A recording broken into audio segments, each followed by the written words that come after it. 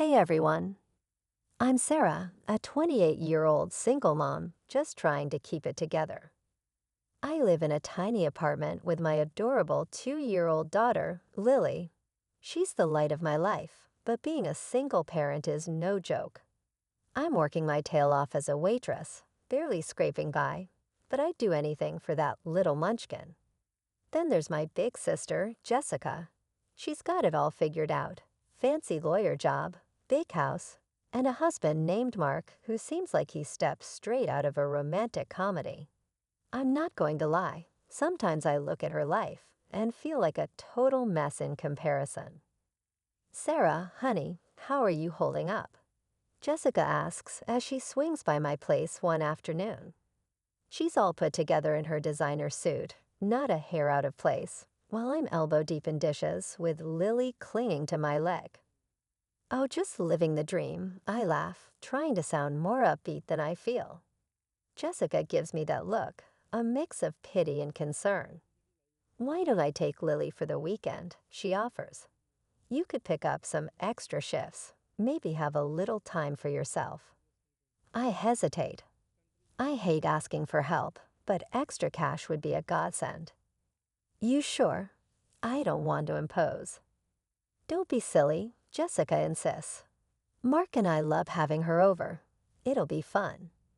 Jessica is already scooping up Lily, who giggles and plants a sloppy kiss on her aunt's cheek. Thanks, Jess. You're a lifesaver, I say, feeling a wave of gratitude. Sure, Jessica's life seems perfect, but she's always had my back. As she's packing up Lily's things, Jessica turns to me. Hey, can I borrow your phone charger? Mine's been acting up. Yeah, no problem. It's in my purse on the kitchen table. Help yourself, I call out as I wrestle Lily into her jacket. I hear Jessica rummaging through my purse, and a tiny voice in the back of my head whispers that it's odd she didn't wait for me to grab it. But I brush it off. She's my sister, after all. Later, after they'd left, I flop onto the couch, enjoying the rare silence. I should be cleaning or prepping meals, but instead, I find myself scrolling through Jessica's social media. Vacation pics, work achievements, lovey-dovey posts with Mark. It's like a highlight reel of the perfect life. I sigh, trying to squash the jealousy bubbling up. Get it together, Sarah, I mutter to myself. Jessica's worked hard for what she has, and she's always there for me and Lily. As I'm lost in thought, my phone rings. It's a text from Jessica. Lily's having a blast. Don't work too hard this weekend, sis. Love you. I smile, feeling a mix of emotions. Grateful for the help, missing my baby girl, and yeah, still a little envious. But mostly, I'm just glad to have Jessica in my corner. A week flies by, and I finally get around to cleaning up the disaster zone that is my apartment. Lily's toys are everywhere, and the laundry pile could probably dress a small army. As I shove things into closets, don't judge, I spot Jessica's designer purse on the coffee table. How did I miss that? Better return this before she freaks out, I mutter, grabbing the purse. It's probably worth more than my entire wardrobe. But as I pick it up, it slips from my hands, spilling its contents all over the floor. Oh, come on, I groan, bending down to gather everything up. That's when I see it. A stack of official-looking papers. Curiosity gets the better of me, and I take a peek. My heart stops. These are adoption papers with Lily's name on them. What the? My hand starts shaking as I read through the documents. Jessica and Mark's names are listed as the adoptive parents. This can't be real. It's got to be some kind of mistake, right? What the heck is going on? I whisper, my mind spinning. Why would Jessica have adoption papers for my daughter? Then it hits me like a ton of bricks.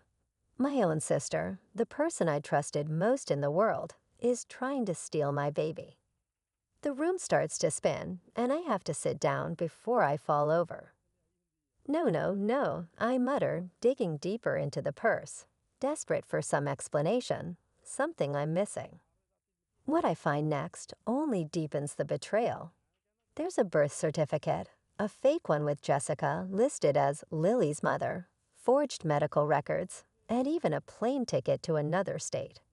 Every new discovery feels like a stab to the heart. I can't breathe. I can't think. How could Jessica do this to me, to Lily? We're family, for crying out loud. My phone buzzes, and I nearly jump. It's a text from Jessica. Hey, sis, forgot my purse at your place. Can you bring it back later? I stare at the message, my stomach twisting. What do I even say? Sure, no problem. By the way, I found your secret plan to kidnap my daughter. Another text comes through.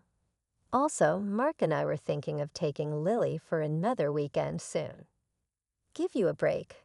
You know, rage boils inside me. A break? More like giving them a chance to disappear with my child.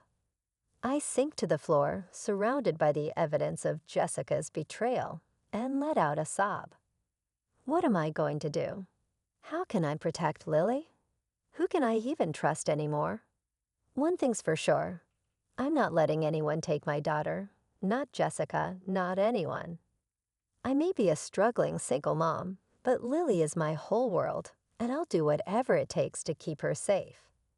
I take a deep breath, trying to pull myself together. I need a plan. I need help. But most of all, I need to keep Lily close and act normal until I figure out my next move. With shaking hands, I gather all the documents and shove them back into Jessica's purse. I'll have to pretend I never saw them, at least for now. But things will never be the same.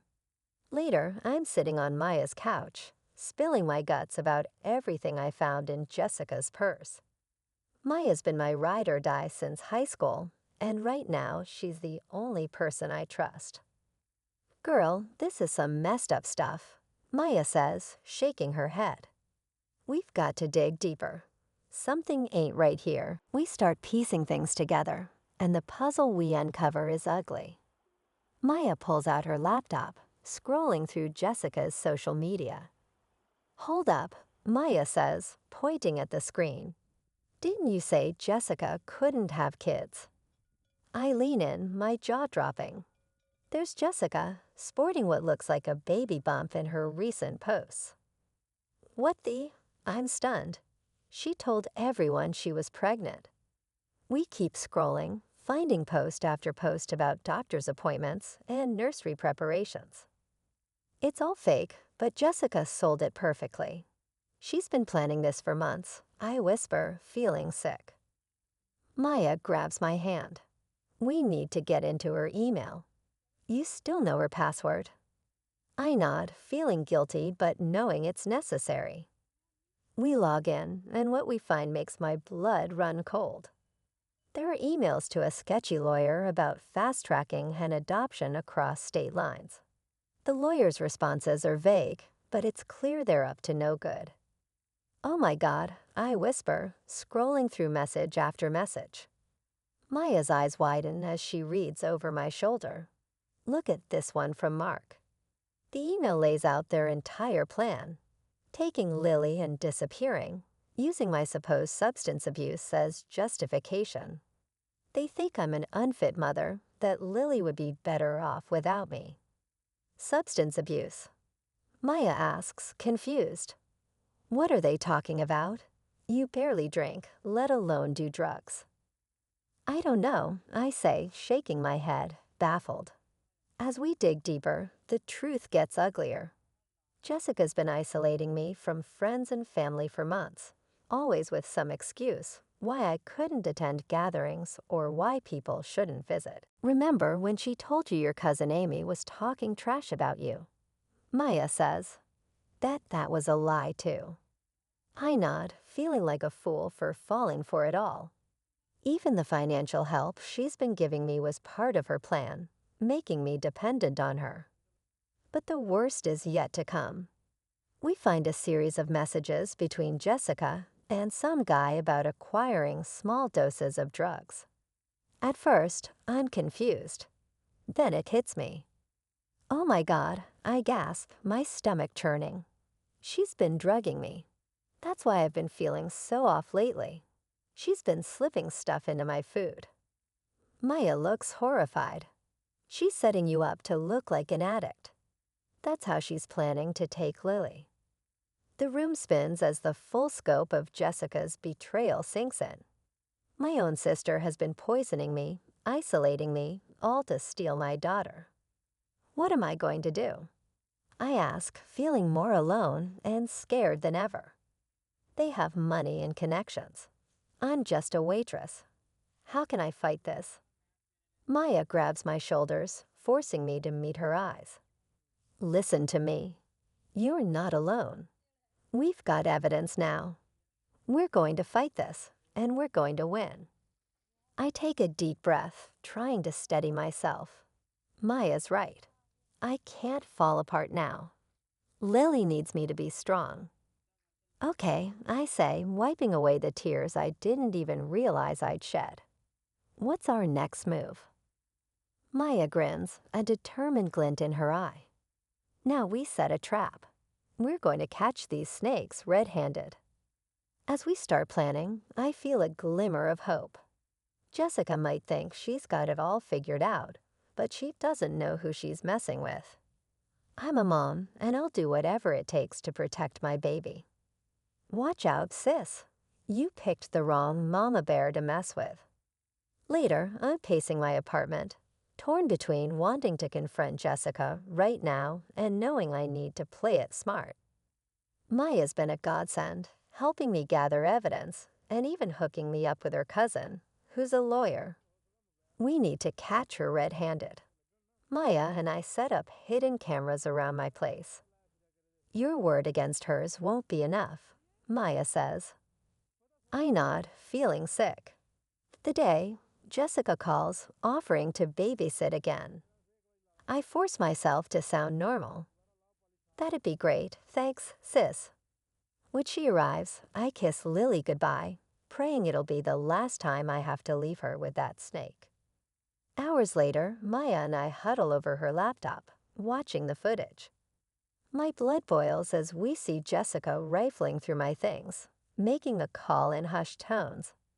It's all set for next week, she says into the phone. Sarah doesn't suspect a thing.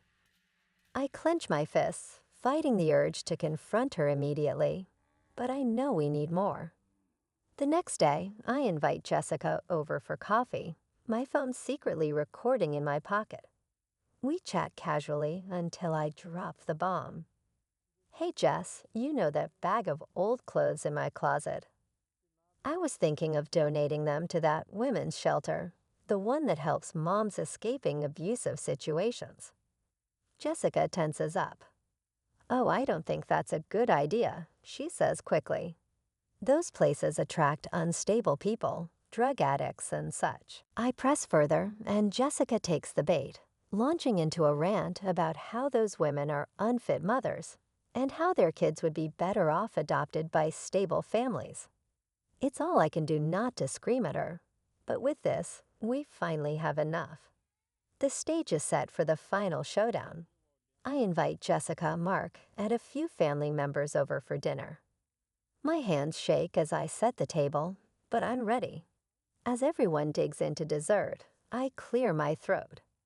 I have something I need to share with all of you. I lay out everything. The adoption papers, the fake pregnancy, the poisoning.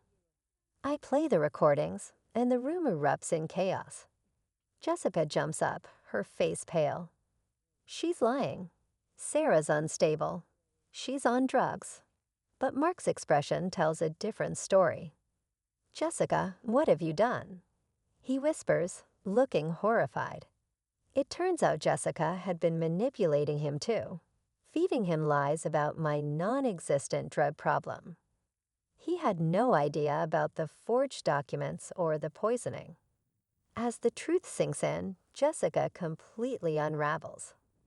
It's not fair, she screams. I deserve that baby more than her. Unsuccessful, unstable, why should she get to have a child when I can't? Everyone watches in shock as Jessica rants, her jealousy and resentment pouring out. It's like watching a stranger wear my sister's face.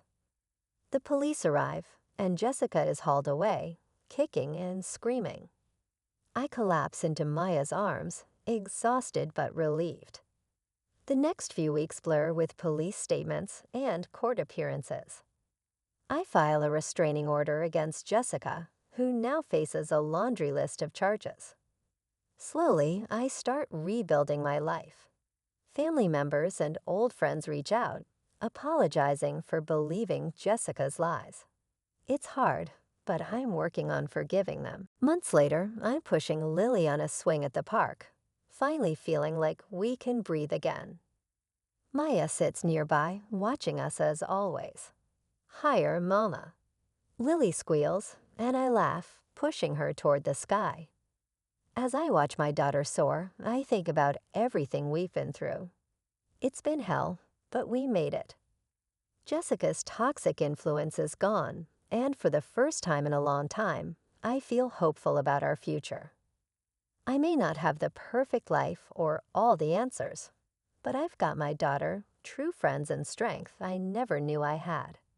And you know what? That's more than enough. The story's come to an end, but now I have a question for you.